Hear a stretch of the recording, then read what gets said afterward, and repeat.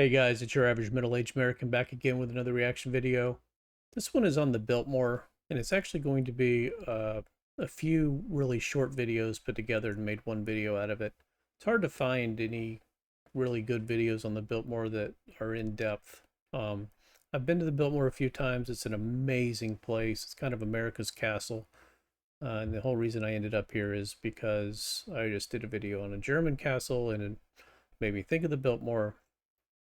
So I decided to do a video on the Biltmore. Well, the other video I did on the Biltmore seemed to leave a lot out because it was a short video. So I figured I'd do another one. And I'll just talk about some few things that weren't mentioned in the other video, if they're not mentioned in these videos, and we'll go from there. Before we get started, if you can hit that subscribe button, it would help me out tremendously. Doesn't hurt you, helps me, and that's where we're at. All right, enough jibber jabber. Let's get on with it.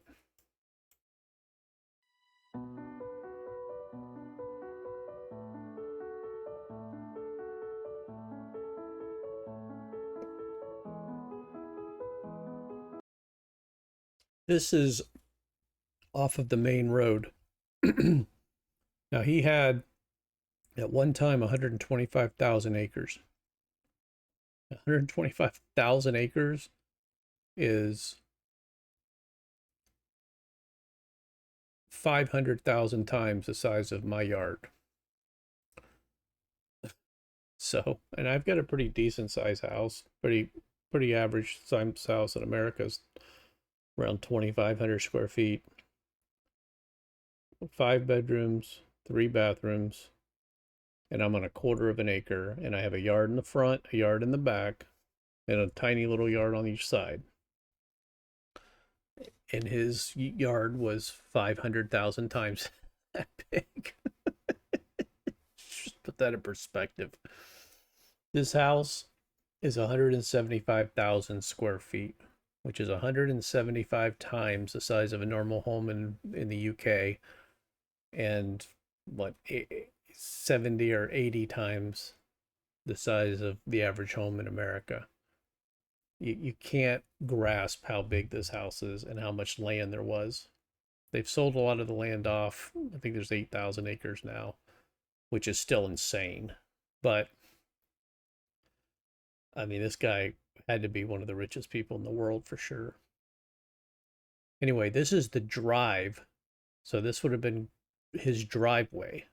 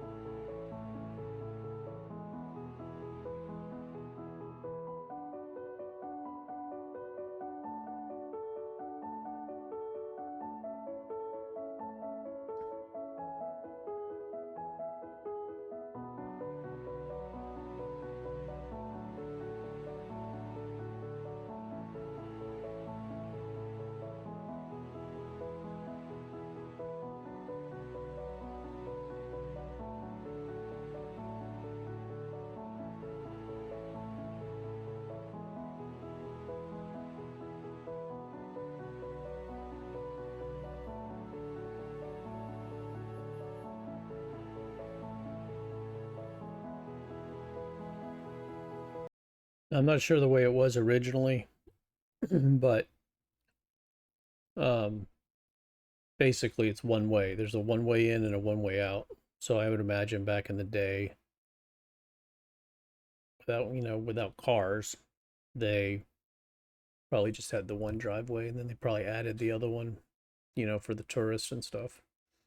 And they've also added a winery and a hotel and everything. But it's just amazing. This is your entrance to someone's home, you know. It's hard to explain.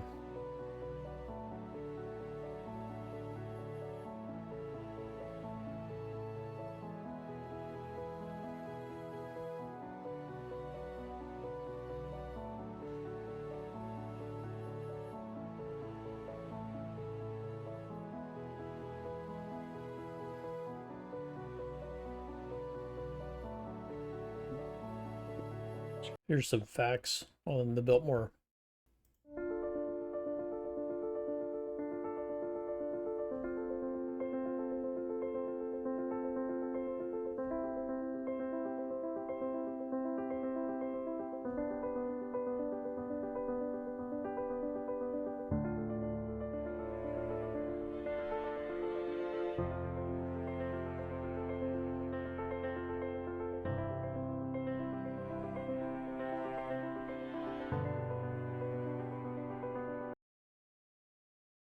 So these formal and informal gardens, he's got the formal gardens, which are the symmetrical, design patterns that are, manicured every day or every other day.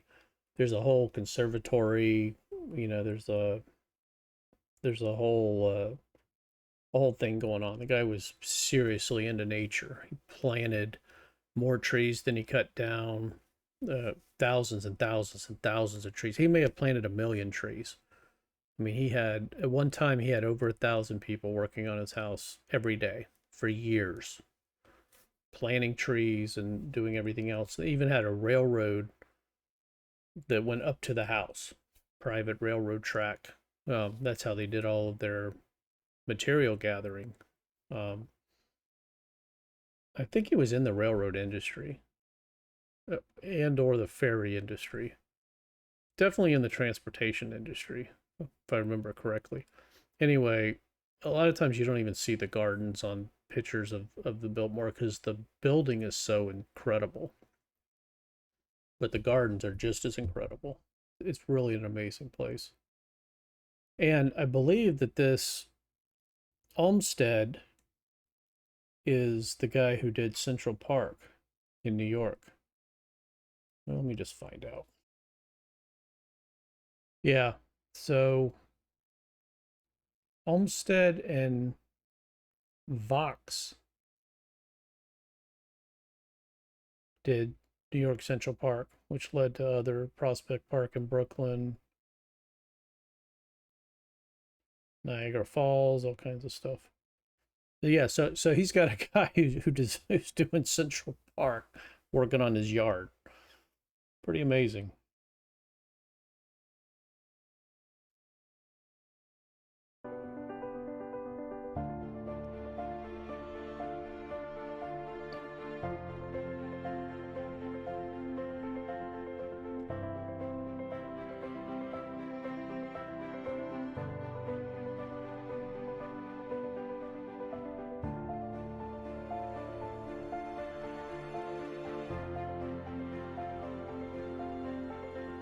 I mean, just think about that.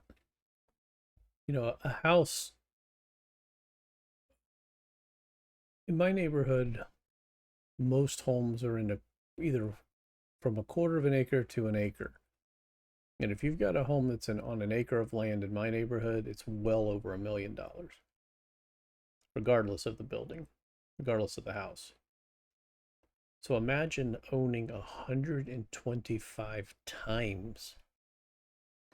No, I'm sorry, 125,000 times that much land.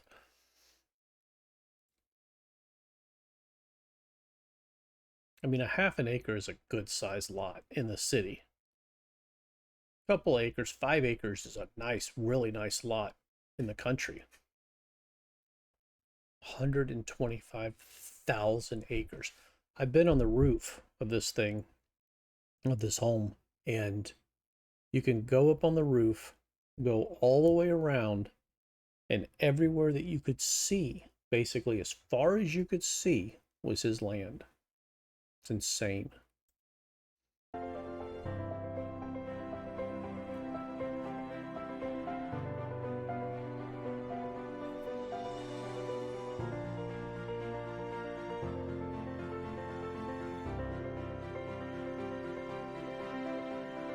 Yeah, they have horse stables, they have a winery, they have a hotel that they built on the property. Um, all kinds of things. It's almost like a theme park, but they've kept it nice. They've kept it true to form. The hotel looks just like the Biltmore, so it really is amazing.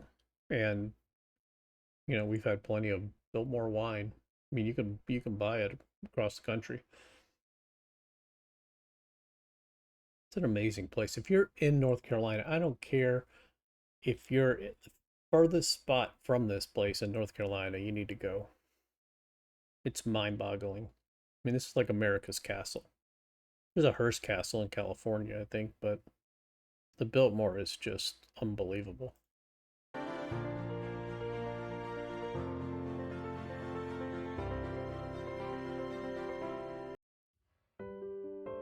Just look at this thing.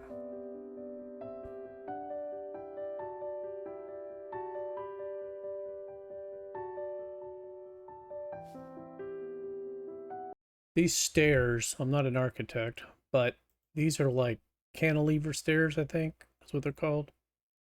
They're like limestone. They're like solid limestone, and they don't have any support. They're just like some architect, that architect, I guess, designed these stairs that go up 5 or 6 floors. I mean, they must weigh 100,000 pounds. I mean, and they're open on one end, and they just somehow, I don't even know how, but oh, and it also has an elevator. Oh, the the technology part of the house is really almost the most impressive part of this to me, because you can have, you know, gold cooking pans for all I care, and that doesn't say anything about unusual. You know, rich is rich. But the technology that this guy had in 1888, there's an elevator in there. It obviously has electricity, which Edison did himself.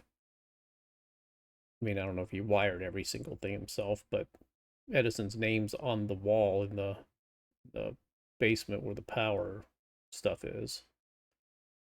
The Well, I'll see what all they get into, but it's insane how advanced he was back then. Big, beautiful, yeah, that's all great. But the technology is crazy. I'll give you a hint. Every clock in the house was wired together, so they were all exactly the same time, so the servants wouldn't have any excuses. You know, if dinner was at 8 o'clock, everywhere in the house, the clocks were the same. I'll tell you one other thing. Rooms had built-in pager buttons. So like maybe underneath the dining room table there'd be a button on the floor. And if Mr. Vanderbilt pushed that with his foot, there's these boxes that have arrows on them that would tell the servants what room to go to. Because there's like 200 rooms in this house. There's 4 or 5, 6 floors, depending on where you're at and how you look at it. You know, basement plus 3 or 4 floors tall. So he could page servants to whatever room he was in without yelling, without using a bell, without any of that. In 1888, they had indoor plumbing, and a lot of it. They had like 40 bathrooms. They had en suites. All their guests had their own bathroom. It's crazy. Yeah, that's the winter garden. That's when you walk in. It's beautiful. There's a little atrium right in the middle of your entrance.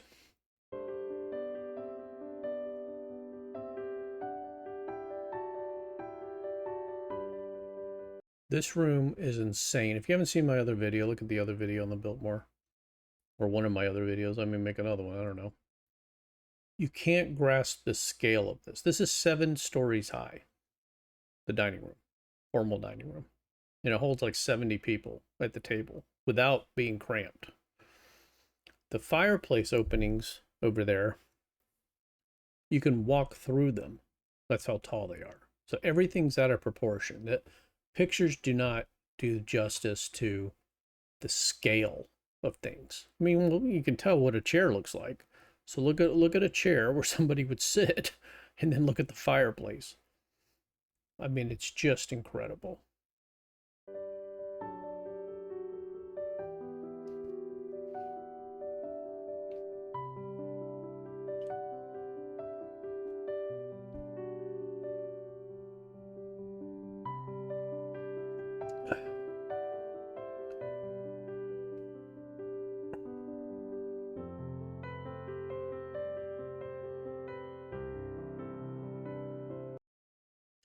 Sat in one of those chairs, and you just look out, and it's just nothing but green, green and blue. Just look at how nice it is. I mean, look at the windows, look at the limestone and the arches and the tiled ceiling. I mean, it's just, and look how big. Look at the scale. I mean, think about it. That's a big chair. I'm a big guy, and that's a big chair for me. And then you put that and compare that to just the size of this balcony and the size of those windows. It really is an amazing, and it's not over the top. It's not crazy. I mean, some of the gold gets a little much, but that's the way it was. But the outside, the home, the architecture is just stunning. Yeah, that's your view.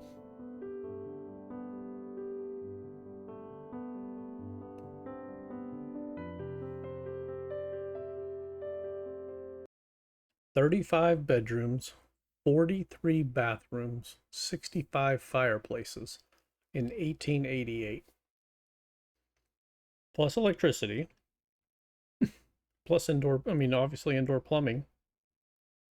So these bathrooms have bathtubs, sinks, toilets in 1888.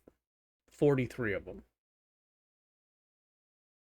It's wild to think what technology would have cost back then. What would it cost to have Edison come to your house? Give you a proposal for electricity on your 175,000 square foot home.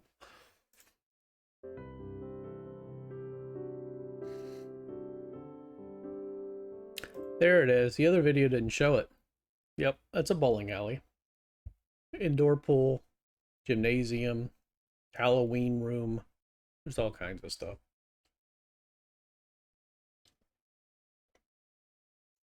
You can spend, not even exaggerating, you could get there first thing in the morning and leave at night, have 2 or 3 meals, and you haven't seen everything. Everything's not open because they kind of like restore one room at a time. But you could spend all day long there just checking out the gardens and the house. That's not going on a bunch of horse ride tours or hiking or any of that. I'm just talking about looking at the gardens and the house. And it's an all-day adventure. Some people spend a whole week in there. They get in a hotel and they'll spend 2 or 3 days in a row there. Christmas is supposed to be unbelievable. I've gone 4 or 5 times, but I've never gone at Christmas. I've seen some pictures and it's just spectacular. It's hard to explain. The scale is just, even look at this bowling alley. Look at the height of the ceilings. I mean, it's just insane.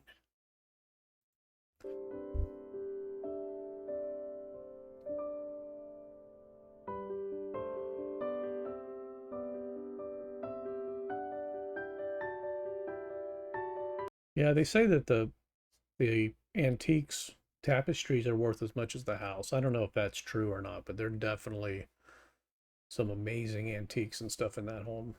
And it's all the original stuff from, they were antiques when they bought them in the 1800s.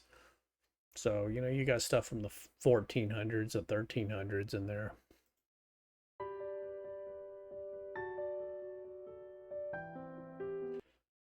So they have this, yeah, this is the same as it was when I was there.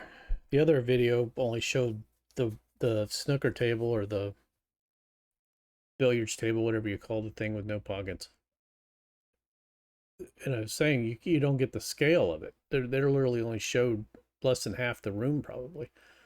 But this room has a secret passageway. There's a lot of different secret things going on in this house. So it has a secret passageway which goes to the smoking room, which goes to the quote unquote bachelor room, so that they were sequestered away from the other women, or maybe some women were sequestered away from everyone else. Who knows? Anyway, it's really cool when you get secret rooms in a giant castle-like mansion. But everything, just the woodwork, it's just an amazing place.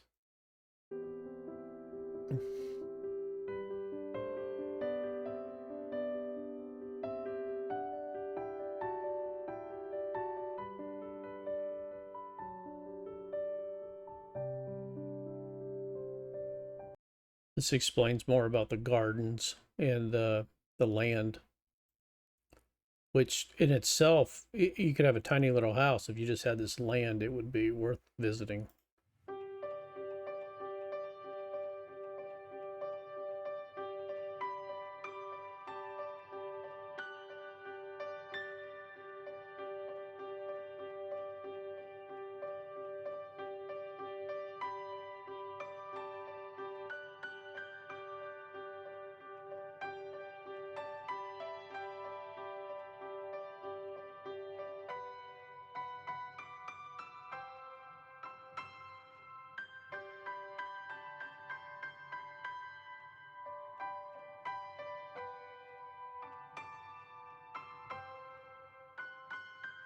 Yeah, people don't realize that he didn't build a house in the middle of a forest. He built a house and built a forest. It's mind-boggling. I mean, I don't even remember what the number was, but he had hundreds, if not thousands, of people planting trees every day. Forever, for like years.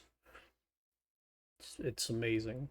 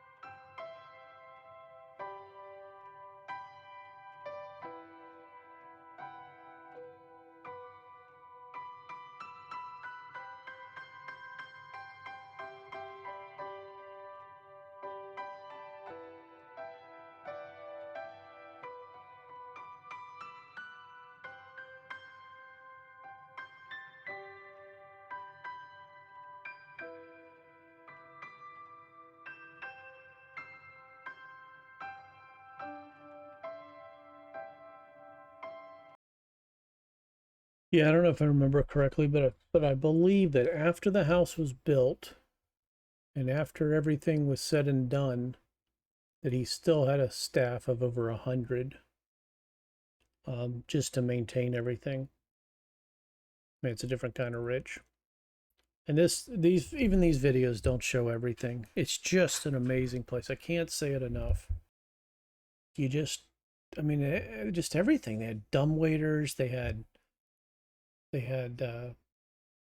electricity and plumbing, and you know, it's just hard to imagine that in 1888 you're thinking about how to light up your indoor swimming pool. It's crazy. Anyway, that's all I got for the Biltmore for now. Maybe I'll find some more stuff that goes into more detail, but it never ceases to amaze me. Now I want to go back again. If you're new to my channel, it's anything and everything that interests me as an average middle-aged American. That includes international travel, learning about other cultures, learning more about my own country, America, and anything and everything that interests me. So if you haven't subscribed already, I'd appreciate it if you did. Thumbs up would be great. And I will see you on the next video. I appreciate you. Take care.